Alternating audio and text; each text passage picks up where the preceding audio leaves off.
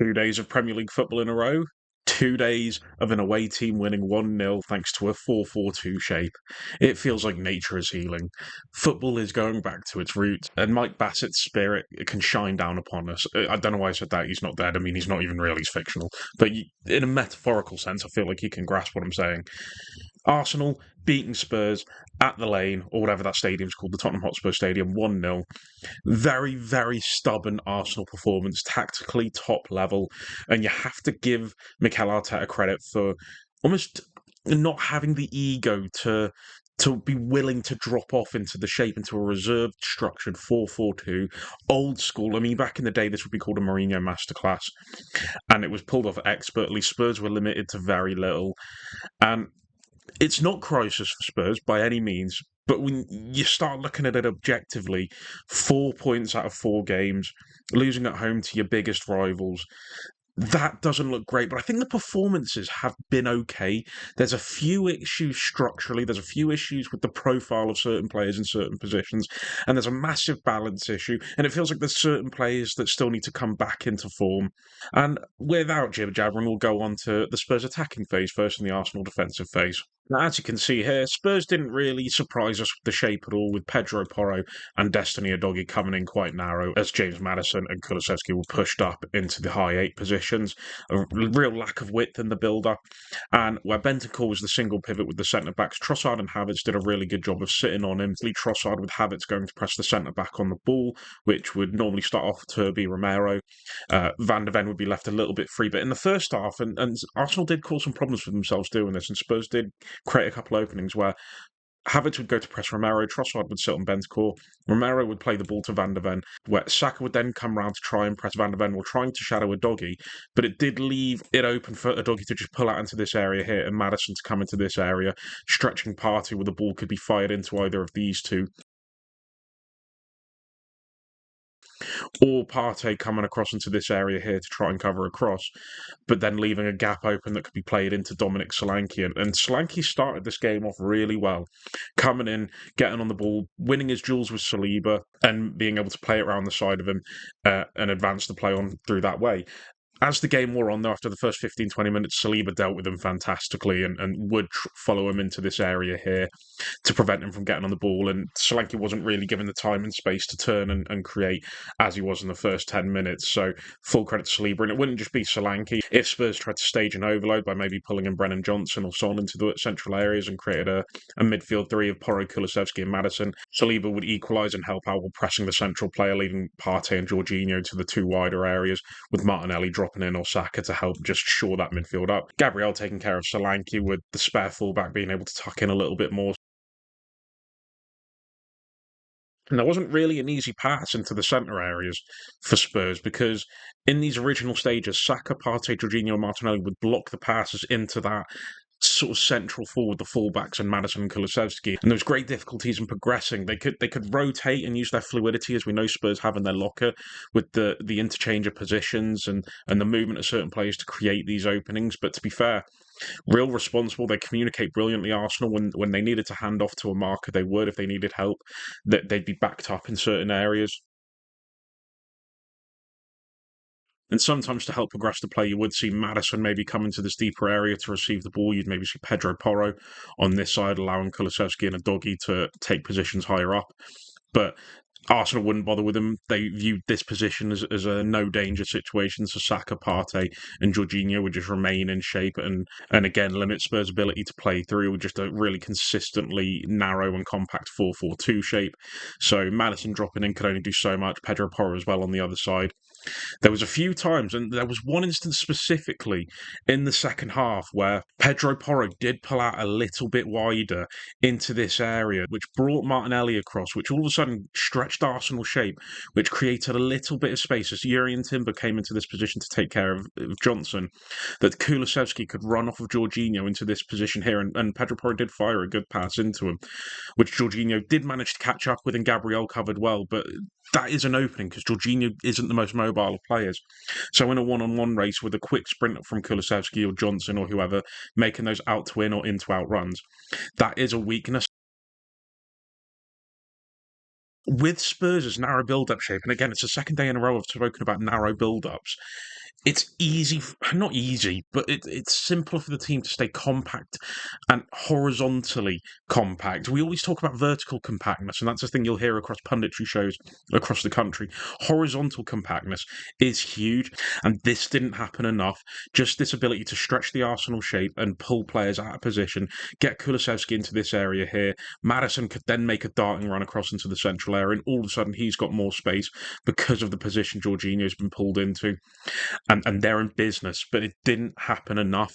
There's the occasional time where on the left hand side, Son would make a little bit of a deeper movement to get on the ball, which would cause White to come into this position with Udogie potentially attacking this left hand side area or Madison. But again, Arsenal dropped into shape well and covered that space brilliantly. And if they needed to, Saka and Martinelli would drop into these areas and create a 5 or 6 at the back just to make that back line as solid as anything and prevent those openings. So they were well prepared for those movements, especially in the first half where Son found himself in the centre of the pitch a lot more and Udogie played more of an orthodox left back in the high and wide area. Spurs didn't move the ball quick enough at all, and it just became easier and easier for Arsenal to keep them out, and the movements became predictable. And Arsenal were reading the triggers needed successfully to just move back into space and make themselves more compact and solid. And there was a few second half crosses when the game got a bit stretched. Romero was pushed forward, and Spurs became more desperate. They created a couple chances where they could have done something. To be fair, Solanke had a good couple opportunities as well in the first half, and he is a target from crosses. He's got great presence about him in the box. He had the one chance where it was a giveaway from the Arsenal back line, and he had a chance on the edge of the box. It took an extra touch, didn't need to, and it was an easier shot for Arsenal to deal with in the end. And Saliba and Gabriel recovered well. Other than that, it was a bit too predictable, a bit too samey, and this is the issue when I was talking about those fullback stretch and play, getting it to the wide areas and the underlapping runs from the midfielders. You've got central players and Pedro Porro, Kulusevski, Madison, and Udogie who all want the ball to feet. They want to receive it in these central areas where they can use their one touch play, getting in and around the box and playing through the Arsenal shape slowly and methodically with great technical quality. And they have wingers in these areas who aren't great 1v1. Brennan Johnson is a fantastic transition based winger, counter-attack and runs. He's got great pace, but lacks one-on-one ability against the fullback and isn't a fantastic crosser of the ball. Son is losing that yard of pace and isn't a threat being pushed out into the wider areas, isn't going to beat his fullback one-on-one, isn't going to have his pace used to great effect on transition. So it just felt like the profiles were all wrong in this team. So as a result, Arsenal's game plan was able to be pulled off fantastically, and Spurs didn't really have an answer to it. The performance wasn't bad, and some of the football they played was really good in those central areas, but without any real penetration. And it just felt like Arsenal consistently had them right where they wanted to, sat deep on the edge of the box, and at points you'd have the midfield four pressed right on top of the defensive four, just reducing the space as much as they possibly could. Trossard and Havertz coming back as well. So fantastic defensive display from Arsenal. But how did they win the game in the attacking sense? We'll go over that now. Now, Arsenal would build up in their 2-4-4 shape with Havertz and Trossard dropping in a little bit deeper to try and pull the Spurs defence onto him and create out-to-win runs for Martinelli and Saka. Spurs would press high as they're wont to do. A little bit of lethargy in the press, I thought, from Spurs today. It wasn't as aggressive as we know it can be. And you'd get Solanke pressing from the centre-back into Raya, who would then play the ball to the remaining centre-back. Johnson, if it was on the right, would come to press Gabriel in here, and you get Pedro Porro pushing up into Yuri and Timber as Christian Romero would cover around into this area here, leaving Van der Ven with Havertz, as Trossard would typically look to drop in a little bit deeper with Bentancur on him.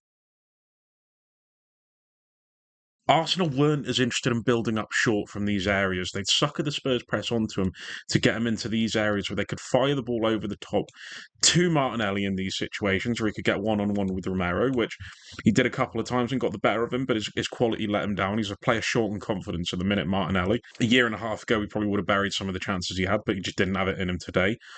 Or they'd look to go direct in two other places. One, they'd look to try and get the ball into Trossard in these areas here, as Bentancur would have to track his movement if it became a little bit wider. And Jorginho and Partey weren't used as much in these build-up phases. I actually feel like they were used as decoys at points to sucker that midfield two onto them and create angles either side of them that Trossard could find gaps with. And to be fair, Johnson and Son did a decent job of remaining within players and in these central areas, trying to cover as many players as possible, staying in between White and the midfielders and Saliba and Gabriel and the midfielder on that side and Yuri and Timber. But with them being pushed high with the triggers of going back to the goalkeeper, then movements did get created. Trossard getting the ball in this area here, and he did fantastically and just soaking up the pressure that Bentancur would provide and sustaining an Arsenal attack, playing it around to Havertz or to Martinelli or to a supporting player in Yuri and Timber maybe. Or it would just be straight direct bypassing the entire midfield to Kai Havertz, who had a really good battle with Van der Ven all game. I think that you call this one a draw, both showing the physicality and the qualities they have. And as much as the threat of Saka and Martinelli making these out to win runs is there against their markers, having Van der Ven in the central area to mop up and deal with it, with the movement of Havertz as well, who is really good with his off-the-ball quality, just a fantastic little subtle mover for a player so big, is a massive quality to have. And I thought he had a really good game, Van der Ven. Romero struggled at points and he was at fault for the goal, but I thought Van der Ven defended his area of the pitch fantastically. He's a world-class defender, Van der Ven. I have no issues saying that. I think he's absolutely superb. And one interesting part of this Arsenal build-up and attack that I thought was pretty fun to watch is usually they will invert the left back into the centre areas to get alongside either the Jorginho or Partey, whoever the holding midfielder is, and Declan Rice, who usually plays, then comes into this position higher up to fulfil that left 8 position. Obviously, usually Odegaard moving out to the right, and without Odegaard, they lacked a midfield controller. They lacked a massive part of their press, which maybe pertains as to why they sat a lot deeper than they usually do, and they weren't pressing as high. And on the ball, they just lacked that quality midfield controller to find gaps in an opposition's shape, take the ball on the half turn and create over 5, 10, 15 yards with him. So they had to find different ways to break him down. So Jorginho and Partey were the two deeper players, but Timber was given license to move up into this position here in an inverted role. Pedro Porro struggled with his movement a lot. He linked up pretty well with Martinelli, making underlapping runs in here to receive the ball, and he found space a lot in this area, and he helped overload Bentancur as well by moving into this position, giving him more than one player to worry about, with Trossard causing issues with his positioning. It relied on Pedro Porro doing his job, and which he did get caught a number of times not fulfilling his defensive roles in tracking Timber back into these areas. I thought it was a really good option to use Timber in these areas, and I thought Timber had a very, very good game on the ball and off the ball. It's the best game I think I've seen in an Arsenal shirt, and what a game to get it done, which admittedly isn't a lot of games because of injury, but you know what I mean. And with the team that Arsenal had out, they accepted that this wasn't going to be a game where they were going to be attacking the edge of the box and sustaining a bunch of possession in front of Tottenham's goal. It was going to be quick, it was going to be transition based, and it was going to be getting the ball as forward as possible. Occasionally, you would get moments with Thomas Partey dropping in between the two centre backs if Raya wasn't pushing up into this area to create an angle, forcing Solanke onto him, which forced Brennan Johnson and Son out into these areas here, which forced the fullbacks up a lot higher, which created more of an option for a free man to get the ball to either Ben White if Doggy wouldn't come and press, or a long ball over the top. Jorginho dropping into the central pivot, while then Trossard had a little bit more movement to create angles in and around the shape, and having to provoke decision making from the Spurs midfielders.